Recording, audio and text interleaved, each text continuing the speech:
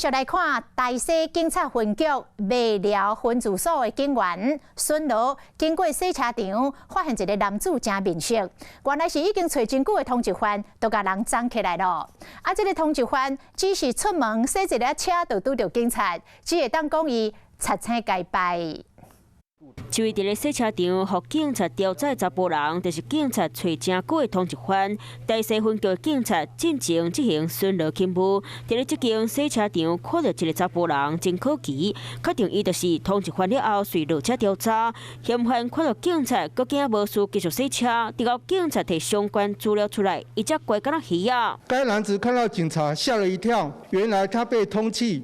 想不到这么快被远警抓到。嫌犯去掠着的时阵，惊到刚出门洗一下车，就撞到警察。大西分局呼吁大家千万唔通做歹事。